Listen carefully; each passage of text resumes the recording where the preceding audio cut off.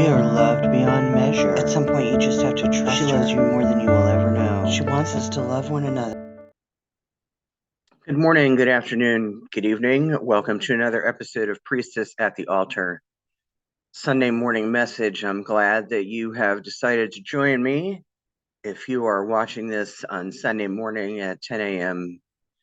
Central, 11 a.m. Eastern, then you are live with me. I'm watching this recording with you, and the chat feed is live so we can interact with one another.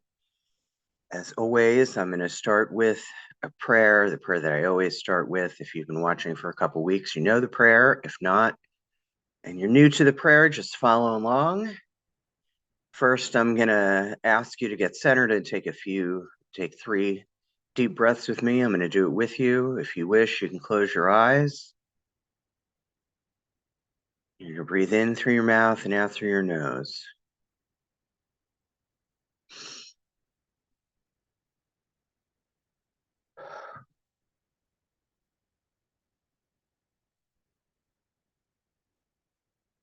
And again.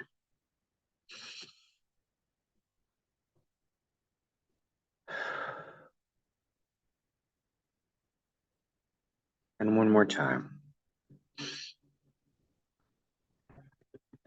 It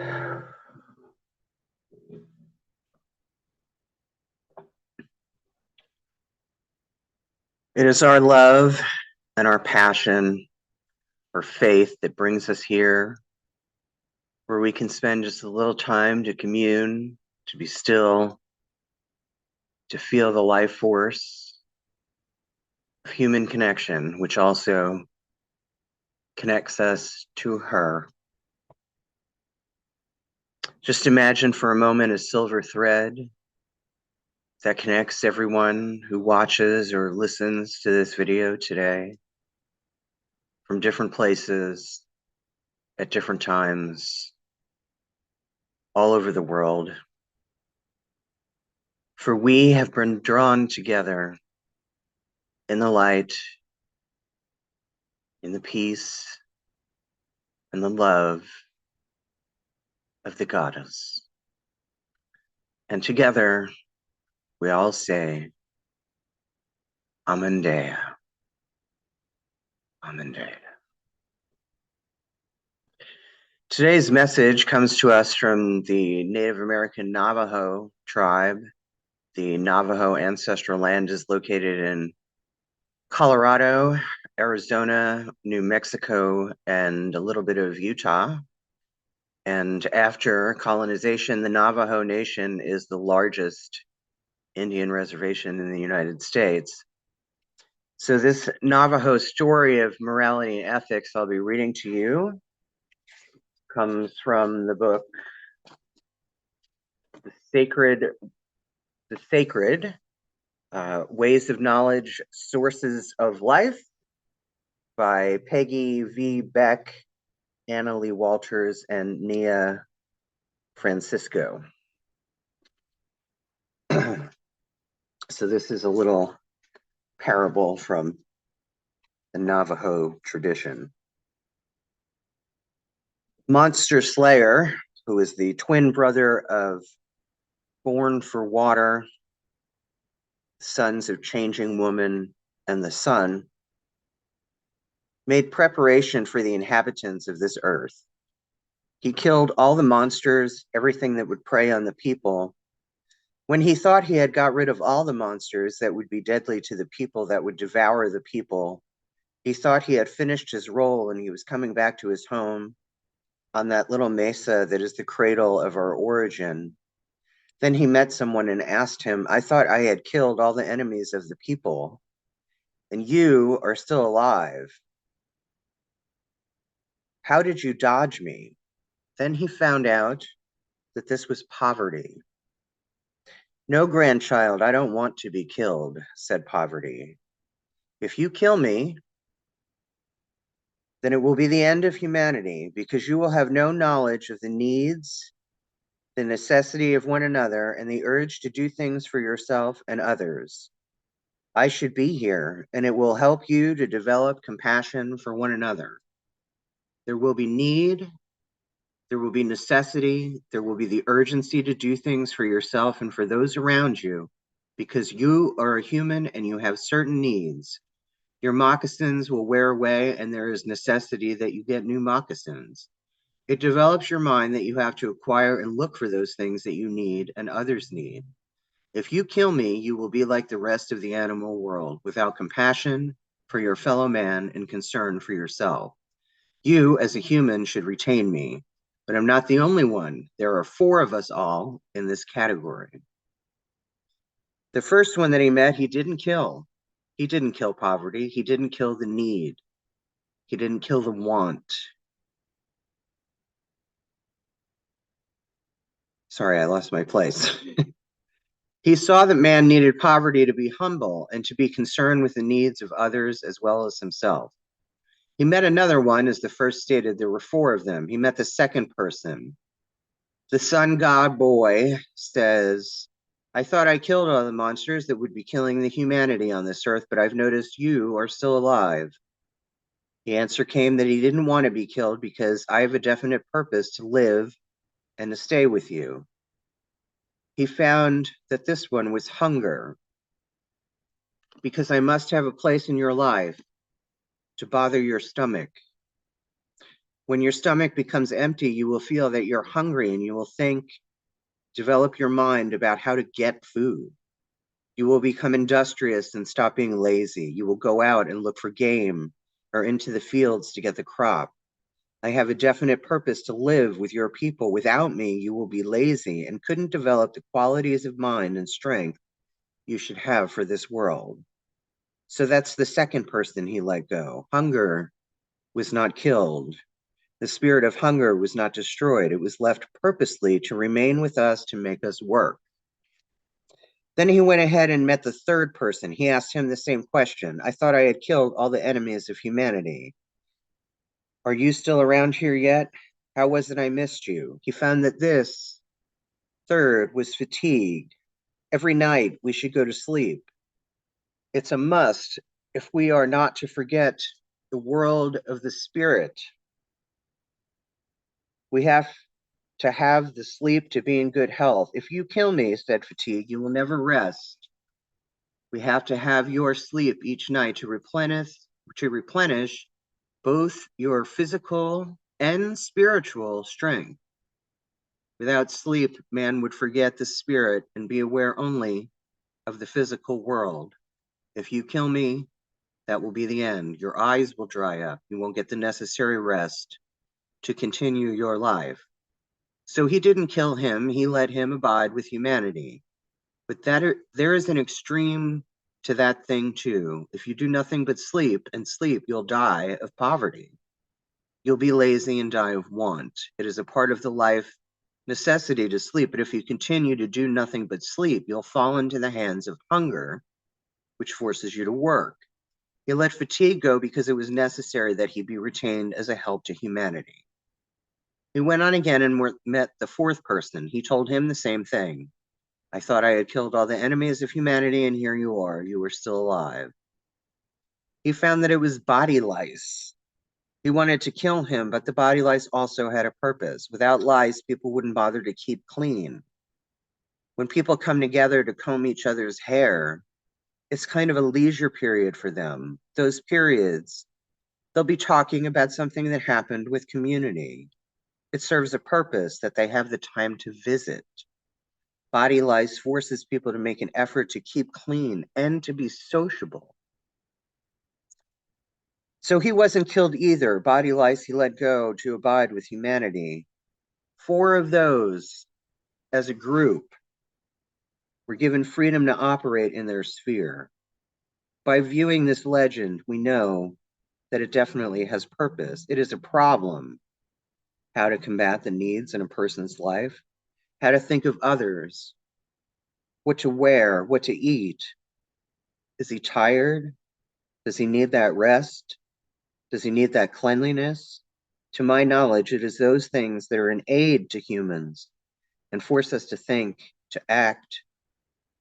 I think it was well that they were spared. Otherwise, our efforts for the needs of the human race would have dried up. So this Navajo story of morality and ethics, in many ways, this story is not, it's not new to you. I have a feeling that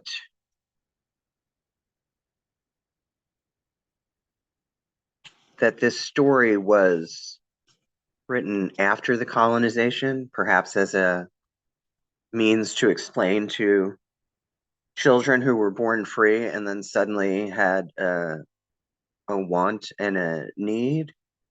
But that's just my, I don't know, that's just my opinion. But anyway, so in many ways, this story is not new to you because all our lives you've heard that the reason for struggle is that you have to have the bad with the good, you have to have the yin with the yang, you have to have light with darkness. If you were never sad, you wouldn't appreciate happy, and so on. But it seems to me that the Native American has a bit of a different spin on that, that not only is suffering necessary, but it is for our benefit and it is for our growth. Um, you know how when something bad happens and you tell someone, and the first words out of their mouth are, I'm sorry, but you know, everything happens for a reason, and you just want to smack them. Of course you do, because they've minimized your experience. You know that in the grand scheme of things, what they said is true. Everything does happen for a reason, often a reason that is beyond our limited understanding, or it's one very small part of a very big picture we cannot see. But in the moment, when you still feel the sting of whatever the thing was that happened to you, you're unable to use that rational mind excuse. It takes time to see when something that we perceive as negative has actually worked to our advantage. And so I'll share with you that, you know, some time ago, my wife and I sponsored a Native American and her grandchildren on Pine Ridge Reservation.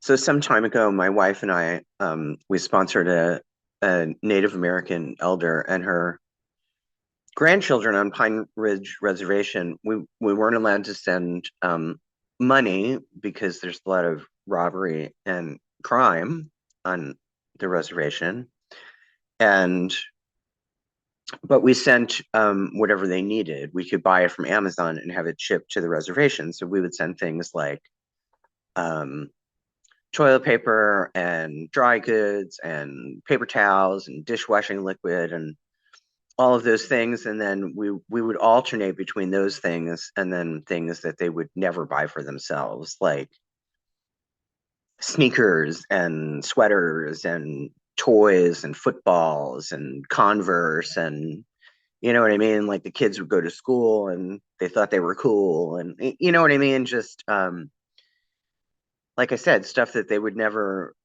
be able to buy for themselves. And we would speak to our elder, whose name was Carol. I'm sure Carol wasn't her original name, but her last name was Two Crow, so her name was Carol Two Crow, and we would speak to her on the phone every few weeks. And she was one of the most cheerful people I'd ever known, and she would speak to me of their being on the res as an opportunity to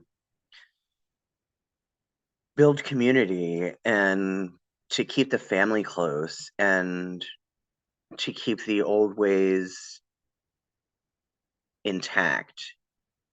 Like she knew the value of her suffering, and I was always in awe of that. I'm because poverty, hunger, fatigue, illness, those things are rampant on Pine Ridge Reservation.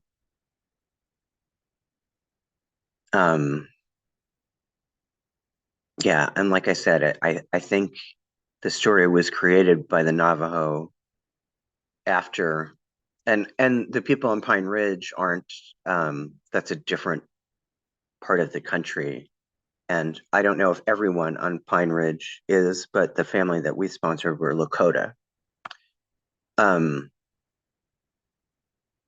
I really think that that legend was written after colonization as a way to explain to their children who were born free and were accustomed to being fed and clothed and safe and warm, and now they find themselves wanting. And they figured out a way to explain their suffering in a positive light. But maybe not. I mean, I could be totally wrong about that. But the story itself does, it teaches morality and ethics and compassion. And I'm always amazed that it seems that those who have the least are always willing to give the most. I remember a story from my childhood that was probably told by a priest in a Sunday sermon because, in the first episode of Priestess at the Altar, Sunday morning messages, or no, when I put out the little trailer for it talking about that I was going to do this, I talked about my childhood and growing up in the church. So it was probably one of those like Sunday morning sermons. And the priest told the story of, this woman, this elderly homeless woman who came in and wanted to tithe her 10%. And when the collection basket went around, she put 10 pennies in the collection plate, and how after the mass he wept, and how her 10 pennies were more valuable than the fives and tens and 20s and 50s from the other congregants. I was so moved by that story. I'm getting choked up just talking about it now. But that has been my experience my whole life, is that the people that have the least are always willing to give the most. So the truth is, I don't know why that is. But it does seem that the less we have, the more we're willing to give away.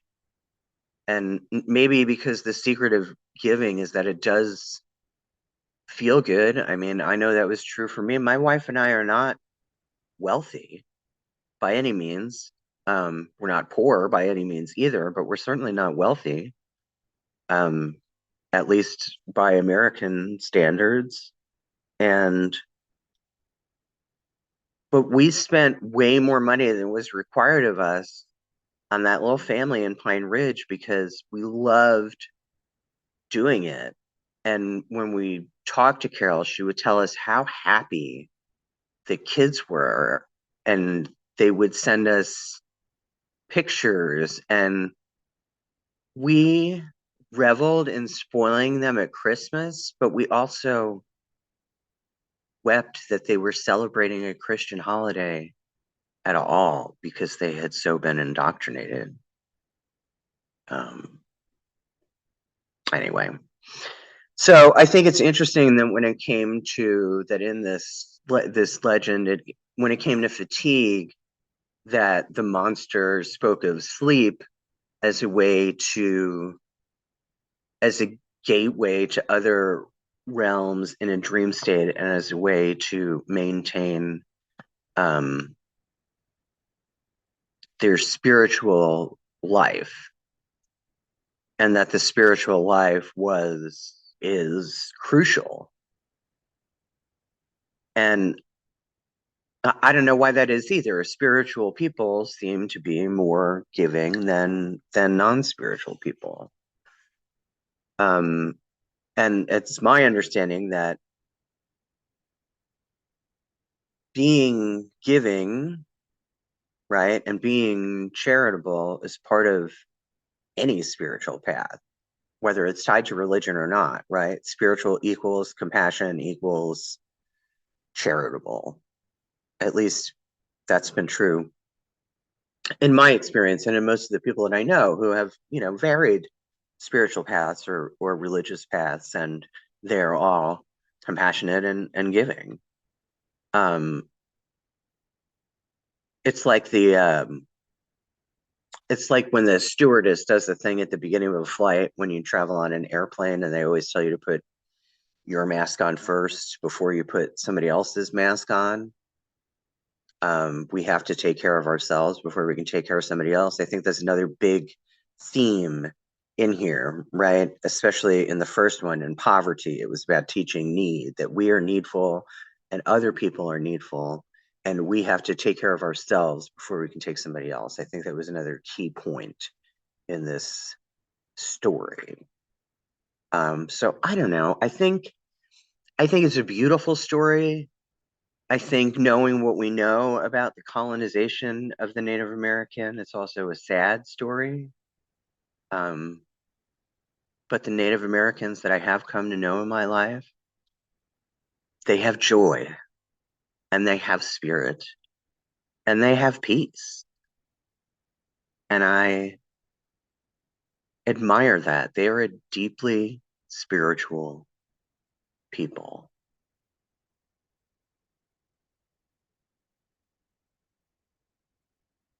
So